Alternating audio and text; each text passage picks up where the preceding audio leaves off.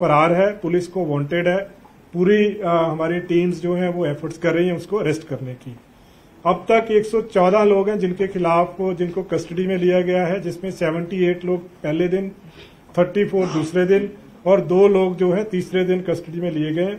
इन सब पे एलिगेशन है disturbing peace in state, they have been taken into custody preventive sections में, और बाकी जो केसेस हैं उनमें इनकी जो नॉमिनेशन है एविडेंस बेस्ड इन्वेस्टिगेट करके फर्दर उसको नॉमिनेट किया जाएगा। अब तक 10 वेपन रिकवर किए हैं, जिसमें 9 राइफल्स हैं, 1 रिवॉल्वर है, जिसमें 7 12 बोर की राइफल है, 2 315 बोर की राइफल है, 1 32 बोर का रिवॉल्वर है और 430 जो है लाइव कार्ट्रिजेस मिले हैं। 4 व्हीकल कन्फिस्केट किए हैं, जिसमें एक मर्सिडीज कार है, 2 एंडेवर्स हैं और एक ISU ZU जो सूजू व्हीकल है। इस व्हीकल में जब ये अबेंडन मिला था, इसमें से एक 315 बोर की rifle, sword, walkie talkie set इसमें से मिले हैं, जिसको फर्दर हम इन्वेस्टिगेट कर रहे हैं।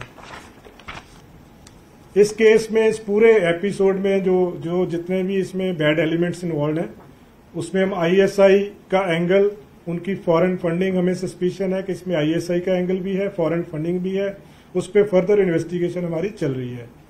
एक और इसमें जो सामने आई है चीज के AKF, उसके जो गेट पे भी लिखा हुआ था, बहुत सारी राइफल्स, BP जैकेट्स जो रिकवर हुई हैं उस पर भी AKZ लिखा हुआ, AKF लिखा हुआ है, जो कि अनंतपुर खालसा फौज है।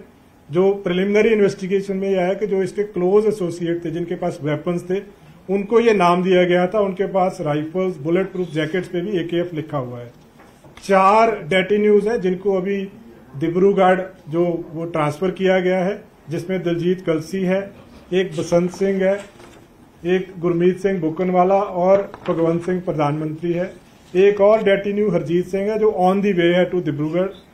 और इसमें जो पूरे इनकी पूरी जो संस्था है, इसके सोर्सेज हम चेक कर रहे हैं, लेकिन मेजॉरिटी जो है अब तक आया है कि हवाला, फॉरेन फंडिंग स्मॉल अमाउंट्स में इनके अकाउंट्स में आई है, उसको भी और चेक किया जा रहा है। व्हीकल्स की जो व्हीकल्स इनसे मिले हैं उसका भी सोर्सेज हम चेक कर रहे हैं कि उसके फंडिंग के सोर्सेज कहां से आए, क्योंकि जिन लोगों के नाम पे अभी तक ये सामने आ रहा है उनके इतने इनकम के इकोनॉमिकल सोर्सेज उनके नहीं थे कि वो खुद एफर्ट कर, खुद ये जो व्हीकल्स हैं वो अफोर्ड कर सकें इसमें।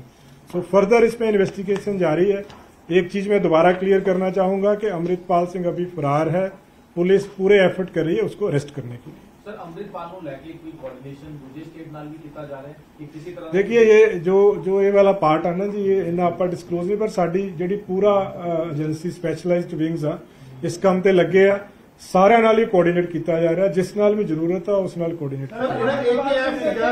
AKF ਜਿਹੜੀ ਉਹਨਾਂ ਨੇ ਸੰਸਥਾ ਜਿਹੜੀ ਬਣਾਈ ਗਈ ਹੈ, ਉਹ ਬੇਸਿਕਲੀ ਉਹਦਾ ਮੋਟਿਵ ਜਿਹੜਾ ਠੀਕ ਹੈ बुल प्रोजेक्ट मिल गया, लेकिन की मोटिव जो ਉਹ ਬਾਜਵਾ ਜੀ ਉਹੀ ਹੁਣ ਜਦੋਂ ਤਫਤੀਸ਼ ਕਰਾਂਗੇ ਨਾ ਜੀ ਉਹਦੇ ਚ ਆਏਗਾ, ਪਰ ਉਹਦਾ ਪ੍ਰਾਇਮਰੀ ਜਿਹੜੇ ਦੇਖੋ AKF ਉਹਨਾਂ ਜਗ੍ਹਾ ਤੇ ਯੂਜ਼ ਕੀਤਾ ਗਿਆ ਹੈ ਜਿੱਥੇ ਆਰਮਡ ਕੰਪੋਨੈਂਟ ਸੀ, ਜਿੱਦਾਂ BP ਜੈਕਟ ਤੇ ਯੂਜ਼ ਕੀਤਾ ਗਿਆ ਹੈ, ਰਾਈਫਲਸ ਤੇ ਯੂਜ਼ ਕੀਤਾ ਗਿਆ ਹੈ। ਤਾਂ ਸਾਨੂੰ ਇਹ ਸਸਪੀਸ਼ਨ ਹੈ ਕਿ ਜਿਹੜੇ ਕਲੋਜ਼ ਐਸੋਸੀਏਟ ਸੀਗੇ, ਜਿਨ੍ਹਾਂ ਦੇ ਕੋਲੇ ਵੈਪਨ ਸੀਗੇ, ਉਹਨਾਂ ਨੂੰ ਇਹ ਨਾਮ ਦਿੱਤਾ ਗਿਆ ਹੈ ਅਨੰਦਪੁਰ ਖਾਲਸਾ ਫੌਜ। सो इस चीज ਨੂੰ ਹੁਣ फर्दर ਜਦੋਂ इन्वेस्टिगेशन होएगी और तथ्य ਦੇ सामने आने। सर, लगभग 50 से लेकर 100 गाड़ियां हैं उस दिन अमृतपाल के पीछे थी। Sir, all of a sudden जिस तरह से विजुअल्स आ रहे हैं, कैसे अमृतपाल फरार हो गया? नहीं, वो देखो स्पॉट पे एफर्ट किया गया है, क्योंकि एक्सपेक्टेड नहीं था जिस तरह की उसकी स्पीचेस थी, तो पुलिस को ये एक्सपेक्टेड था कि जैसे पुलिस अरेस्ट करना चाहेगी वो अरेस्ट हो जाएगा। सो कई बार वो ऑन दी स्पॉट जो ऑफिसर्स हैं जो उनसे बेस्ट हो सका उन्होंने किया उसको। लगातार खबर आ रही है कि अमृतपाल सिंह को NSA लगाया गया या लगाया जा सकता, इसके बारे थोड़ा क्लियर कर दो, ਕਿਹੜੇ केस बनाए? देखो, केस में ਤੁਹਾਨੂੰ ਦੱਸ ਦਿੱਤੇ ਜੀ 6 ਕੇਸ ਦਰਜ ਹੋਏ ਆ। ਉਹਦੇ ਵਿੱਚ 6 ਕੇਸਿਸ ਦੇ ਵਿੱਚ ਡਿਸਹਾਰਮਨੀ ਅਮੰਗ ਕਲਾਸਿਸ ਦਾ ਕੇਸ ਆ, 2 ਕੇਸਿਸ ਆ, ਅਟੈਂਪਟ ਟੂ ਮਰਡਰ ਦੇ ਕੇਸ ਆ, ਪੁਲਿਸ ਪਰਸਨਲ ਤੇ ਅਟੈਕ ਦੇ ਕੇਸ ਆ, ਪੁਲਿਸ ਪਰਸਨਲ ਦੇ ਕੰਮ ਦੇ ਵਿੱਚ obstruction ਦੇ ਕੇਸ ਆ। ਸੋ NSA ਜਿਹੜਾ NSA ਹੁੰਦਾ ਹੈ ਜੀ, ਜਿਹਦੇ ਕੋਲੋਂ ਥ੍ਰੈਟ ਹੋਵੇ ਸਿਕਿਉਰਿਟੀ ਆਫ ਸਟੇਟ ਨੂੰ ਡਿਸਟਰਬ ਕਰਨ ਦਾ ਜਾਂ ਪਬਲਿਕ ਹਾਰਮਨੀ ਨੂੰ ਡਿਸਟਰਬ ਕਰਨ ਦਾ, ਉਹਨੂੰ ਤੱਥਾਂ ਦੇ ਆਧਾਰ ਦੇ ਉੱਤੇ ਲਗਾਇਆ ਜਾ ਸਕਦਾ, ਜਿਹੜਾ ਕਿ ਇਸ ਕੇਸ ਦੇ ਵਿੱਚ ਲਗਾਇਆ ਗਿਆ।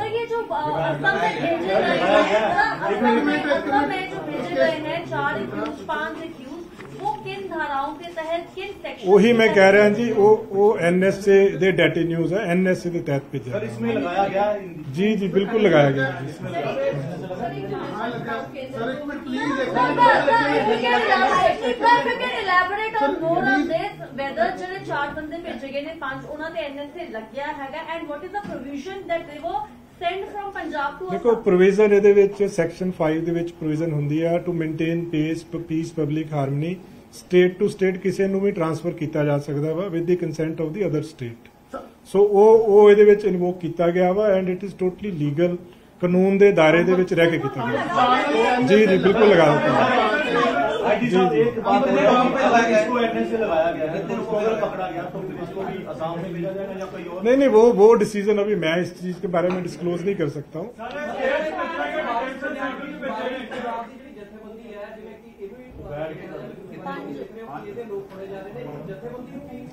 नहीं ਜਿਹੜਾ ਐਕਟ ਹੁੰਦਾ ਨਾ ਜੀ ਉਹ 1 to 1 ਬੇਸਿਸ ਤੇ ਉਹਦਾ ਪੂਰਾ ਰਿਕਾਰਡ ਚੈੱਕ ਕਰਕੇ ਉਹਦੇ ਬੇਸ ਤੇ ਲਗਾਇਆ ਜਾਂਦਾ। ਸੋ ਜਿਹੜੇ 4 ਡੈਟੀ ਨਿਊਜ਼ ਨੇ ਉਹਨਾਂ ਦੇ ਉੱਤੇ ਲਗਾਇਆ ਗਿਆ, ਪੰਜਵਾਂ ਜਿਹੜਾ ਔਨ ਦੀ ਵੇ ਉਹਦੇ ਉੱਤੇ ਲਗਾਇਆ ਗਿਆ। ਸੋ ਇਹ 1 to 1 ਬੇਸਿਸ ਤੇ ਐਗਜ਼ਾਮਿਨ ਕਰਕੇ ਹੁੰਦਾ। ਸੋ ਫਾਰ 5 ਲੋਕਾਂ ਸੋ ਫਾਰ ਨਹੀਂ ਉਹਦੇ ਬਾਰੇ ਮੈਂ ਟਿੱਪਣੀ ਨਹੀਂ ਦੇ ਸਕਦਾ ਜੀ, ਉਹਦੇ ਬਾਰੇ ਮੈਂ ਟਿੱਪਣੀ ਨਹੀਂ। 5 ਬੰਦਿਆਂ ਦੇ ਉੱਤੇ ਜੀ, 5 ਬੰਦਿਆਂ ਦੇ ਉੱਤੇ, ਇੱਕ ਜਿਹੜਾ ਔਨ ਦੀ ਵੇ ਆ ਜਿਹੜਾ।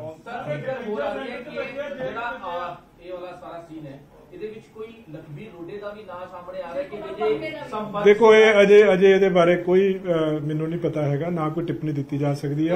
ISI ਦੀ ਗੱਲ ਕੀਤੀ, ਫੰਡਿੰਗ ਦੀ ਗੱਲ ਕੀਤੀ, ਹੁਣ ਤੱਕ ਦੀ ਪ੍ਰਾਇਮਰੀ ਇਨਵੈਸਟੀਗੇਸ਼ਨ 'ਚ ਕੁਝ ਚੀਜ਼ਾਂ ਸਾਹਮਣੇ ਆਈ? ਦੇਖੋ ਕਈ ਚੀਜ਼ਾਂ ਆਈਆਂ, ਜਿਸ ਤਰ੍ਹਾਂ ਗੱਡੀਆਂ ਜਿਹੜੀਆਂ ਵਹੀਕਲਸ ਇਹਦੇ ਵਿੱਚ ਨੇ, ਜਿੱਦਾਂ 3 ਐਂਡੈਵਰ ਸੀਗੀਆਂ, ਆਈਸੂਜੂ ਵਹੀਕਲ ਸੀਗਾ, ਮਰਸਡੀਜ਼ ਸੀਗੀਆਂ, ਜਿਨ੍ਹਾਂ ਬੰਦਿਆਂ ਦੇ ਨਾਮ ਤੇ ਉਹ ਵਹੀਕਲਸ ਹੈਗੇ ਆ ਉਹਨਾਂ ਦੇ ਕੋਲੇ ਇੰਨੇ ਇਨਕਮ ਦੇ ਸੋਰਸਿਸ ਨਹੀਂ ਹੈਗੇ ਕਿ ਉਹ ਇਦਾਂ ਦੇ ਵਹੀਕਲ ਅਫੋਰਡ ਕਰ ਸਕਣ।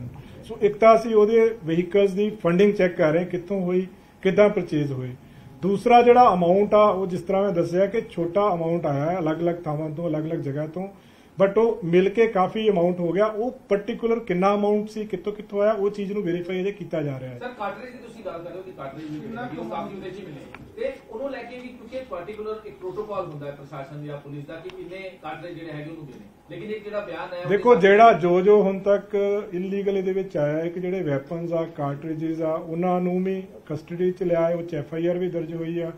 ਫਰਦਰ ਉਹਨਾਂ ਦੀ ਵੈਰੀਫਿਕੇਸ਼ਨ ਵੀ ਕੀਤੀ ਜਾ ਰਹੀ ਹੈ ਕਿੱਥੋਂ ਆਏ ਆ, ਉਹ ਸਾਰਾ ਇਨਵੈਸਟੀਗੇਸ਼ਨ ਦੇ ਵਿੱਚ ਆ ਜਾਏਗਾ। ਖਾਲਸਾ ਇੰਟਰਨੈਸ਼ਨਲ ਦਾ ਵੀ ਜ਼ਿਕਰ ਆਇਆ, ਉਸਦੇ ਵਿੱਚ ਕਿਹਾ ਗਿਆ ਕਿ ਅੰਮ੍ਰਿਤਪਾਲ ਨੂੰ K2 ਵਾਸਤੇ ਜੋ ਹੈ ਭੇਜਿਆ ਗਿਆ ਇਨਪੁਟ। ਨਹੀਂ ਇਹਦੇ ਬਾਰੇ ਮੈਂ ਅਜੇ ਕੁਝ ਨਹੀਂ ਕਹਿ ਸਕਦਾ। ਕਿਸੇ ਪਾਰਟਿਕੂਲਰ ਜਥੇਬੰਦੀ ਨਾਲ ਐਸੋਸੀਏਸ਼ਨ ਆ ਨਹੀਂ ਆ, ਉਹ ਇਨਵੈਸਟੀਗੇਸ਼ਨ ਹੋਏਗੀ ਫਿਰ ਹੀ ਪਤਾ ਚੱਲੇਗਾ। पंजाब हाईकोर्ट मूव किया था, तो पंजाब हाईकोर्ट में भी जज ने आप लोगों को कहा है कि तमाम हमें एविडेंस पेश कीजिए जो भी अमृतपाल के खिलाफ। वो तो we are saying it very categorically कि आज तक अमृतपाल हमारी कस्टडी में नहीं है। जो फैक्ट्स हैं वो हम ऑनरेबल हाई कोर्ट में प्रेजेंट करेंगे। जो आज तक की स्थिति है, जो फैक्ट्स हैं वो हम देंगे। और हमने जो आज तक पंजाब पुलिस ने इस केस में किया है बिल्कुल लॉ के एम्बिट में किया है, बिल्कुल एज पर लॉ किया है। फर्दर जो भी कार्रवाई होगी, हर एक को राइट है अपना लीगल रेमेडी अवेल करने का। जो इसमें कार्रवाई